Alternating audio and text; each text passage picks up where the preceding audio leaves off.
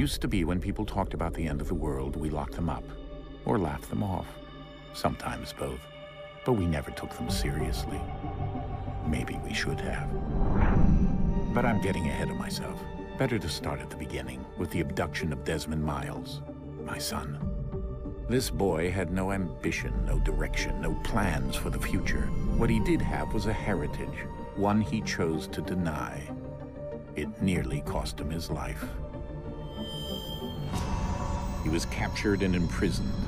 Those who took him believed he could help them find something. The apple. One of several artifacts we call pieces of Eden. Bits of ancient technology scattered across the globe. Some hidden, some found, all of them dangerous. Most are held by a single group, the same group that now had Desmond. You know them as Abstergo Industries. We know them as the Templars, as the enemy. We've been fighting them for thousands of years, even longer if you believe the stories of their origins. I do. After all, I've seen the truth. That's the beauty and the horror of the Animus. A device that allows us to enter and experience the lives of our ancestors. It holds the power to change everything, to show us history the way it really happened. Up until its creation, to the victor went the spoils, went the truth. We're trying to fix that, to free minds and bodies both. But there's only so much that we can do, and the Templars have the upper hand these days. But something larger than the Assassins and Templars is approaching, bigger than all of us. And if we can't find a way to stop it, these next few weeks will probably be our last. Everyone's last. In the end, it all comes down to him. To Desmond. Through the Animus, he discovered his heritage, explored the lives of his ancestors, and uncovered their secrets. When that was done, he trained. He used another ancestor to provide decades of experience in the span of a few days. It worked. We think. We hope. Soon, though, soon we'll know. That ominous date fast approaches, December 21st, 2012. None of us knows what it'll bring, only that this is where they want us to be, when it does. They've been guiding us in their own fractured, frustrating way. These voices from the first civilization, the ones who came before, a precursor race of immense power and uncertain motives. They're the ones who made the pieces of Eden. This is where they've led him, and through him, us. He stands at the entrance to this long-lost place, armed with the knowledge of Altair and the abilities of Ezio. He holds in his hands the apple of Eden, and we stand at his side, ready to support him however we can. His name is Desmond Miles, and he has brought us to the end.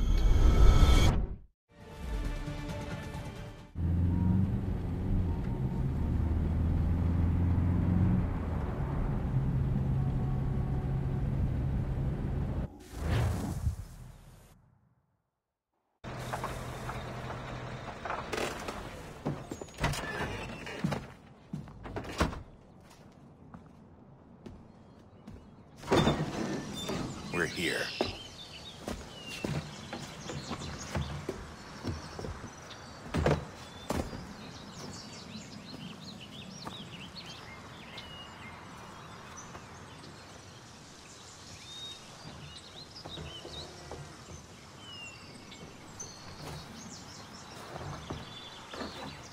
Let's go.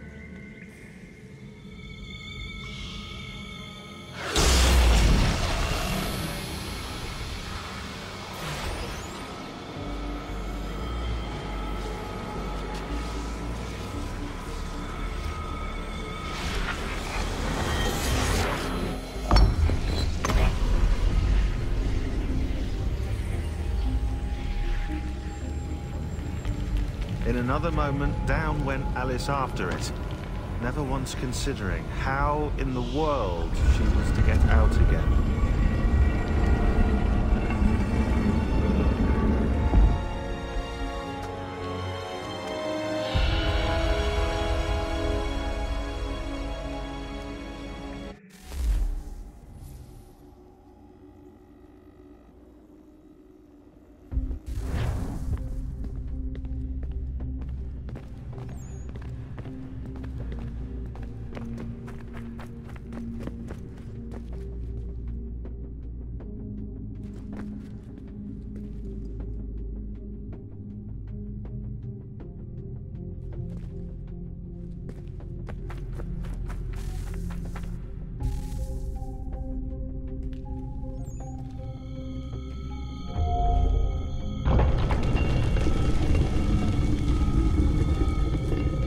I think we're here.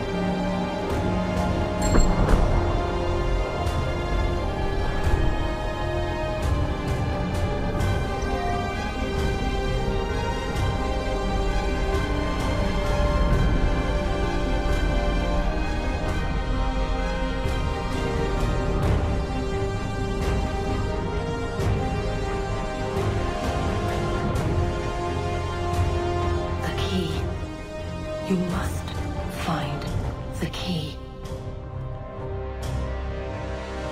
Son? Sir.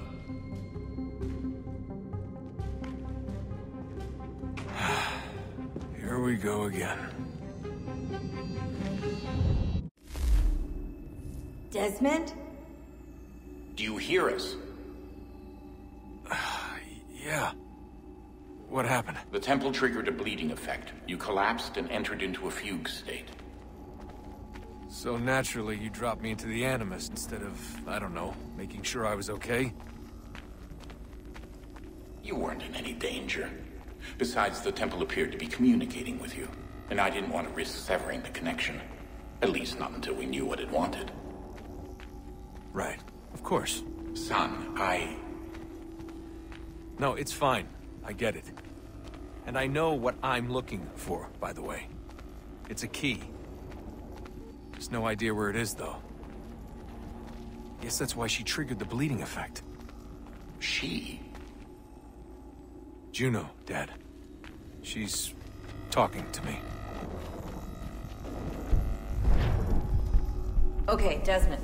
While you were, visiting Constantinople, we picked up a software update for the Animus. I'd like to run a couple of quick tests, make sure there aren't any major issues. All right. What do you need me to do? We'll start simple. Walk to the marker over there.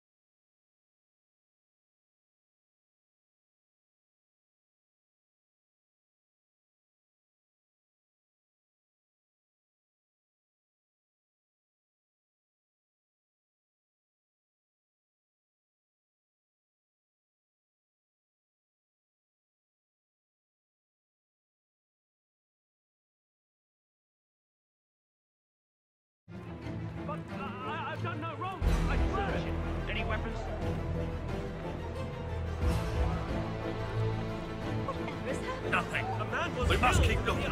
He must be in here somewhere.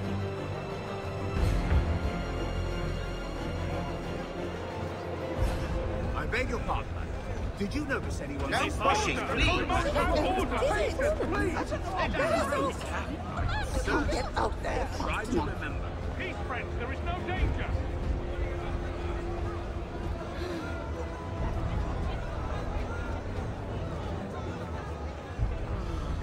Peace, friends. There is no danger. I must agree that effort is not wanted. We are not in the old world. Peace, friends. There is no danger. It happened right at that time. Peace, friends. There is no danger. I'm scared where it's dead.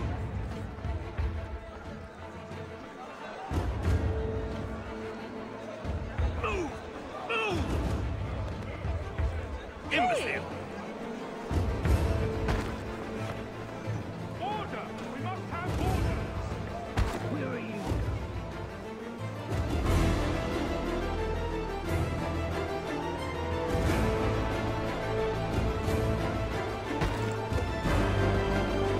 I need to get out. Too close together. Down there. Very well. If you find anyone, give a shout.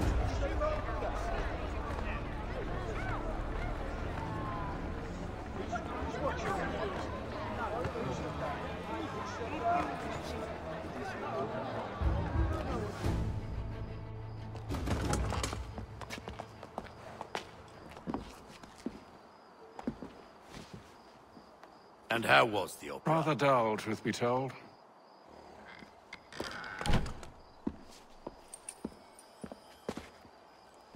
Shall we be off then? Aye. To Fleet and Bride. By your command.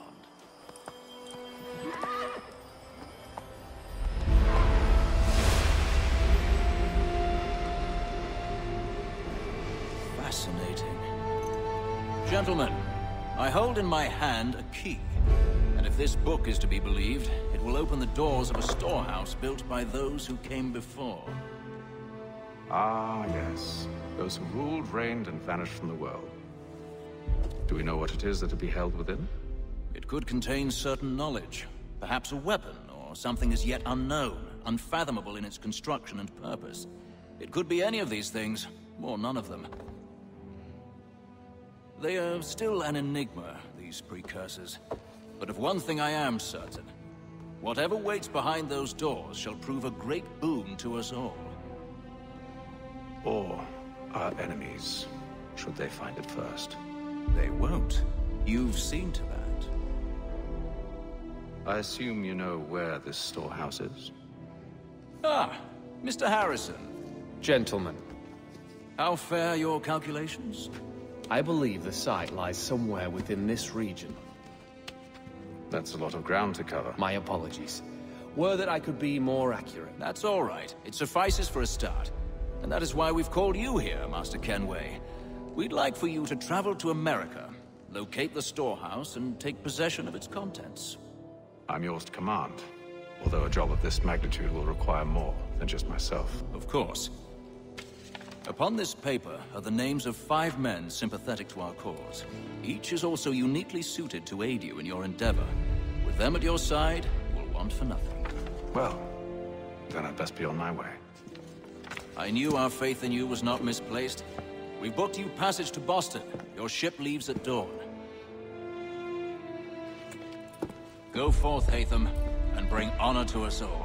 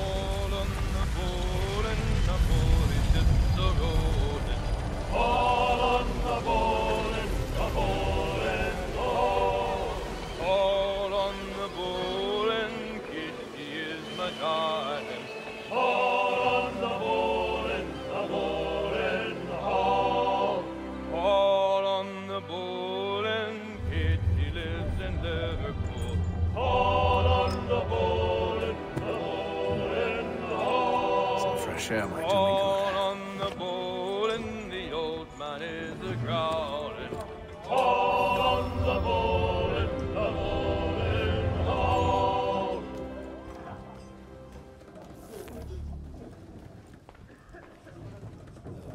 A moment to talk? Ah, a fellow Londoner. Good to see I'm not the only man of means aboard. Rupert Martin, pleased to meet you. Haytham Kenway. Pleasure. Seems we picked an excellent time to leave the city. Oh? You didn't hear about the murder at the Opera House? No. What happened? They're still trying to sort it all out. And I suspect they'll be at it for a good long while. Any word on the motive? They've ruled out robbery, so perhaps it was a business arrangement gone sour. Or something more personal, more lurid. Who knows? But I am glad to be away from it. The city grows more dangerous by the day.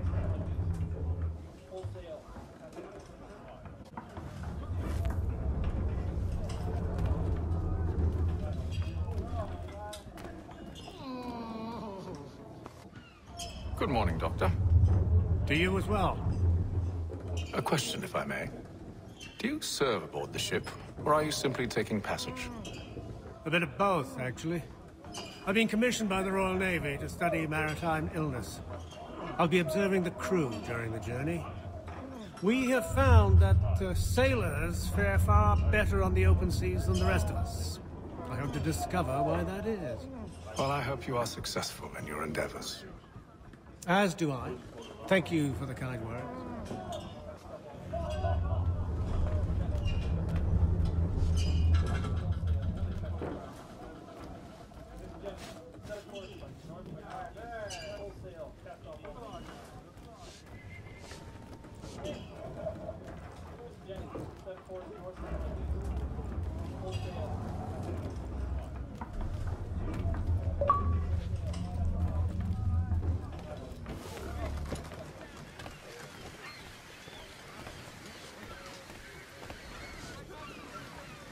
Captain?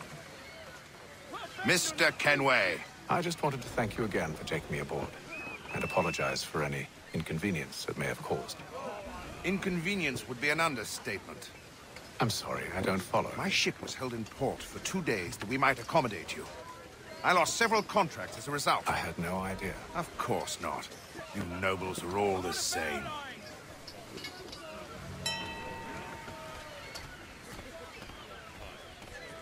And then all will be well. You sure about that? Of course. Have I ever led you astray? Nah. No, you don't sit right with the others. Have faith, my friend. You'll see. Well, well. Seems our esteemed guest has deigned to grace us with his presence. You might want to head back to your quarters. Top deck's no place for tender parnells. So I thought. And yet here you are. Fancy yourself a joker, eh? Let's see how funny you find this. That's enough, Graves. Stay out of this.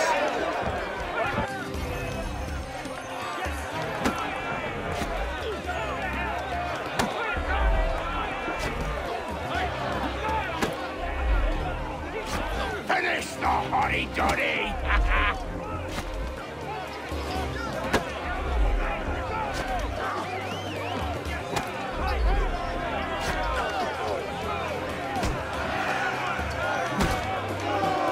Look at how he bumbles about. Pathetic.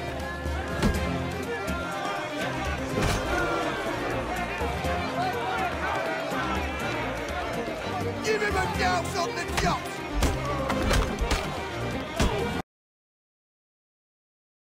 We're ready to go again if you are. This is unwise. Why's that? You think I'm afraid of you? No. But you should be.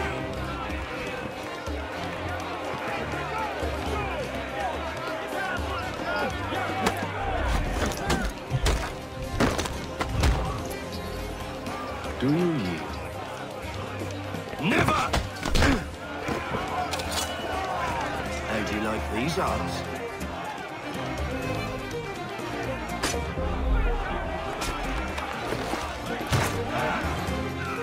What's the meaning of this? Captain, Explain yourself at once, Mr. Kenway. He's thought we were simply passing the time with a bit of sport, Captain. How about you pass the time by doing your goddamn jobs instead? I wasn't aware I was paying you to loll about. A word, please, Mr. Kenway. Oh, I nearly forgot. There's your knife back.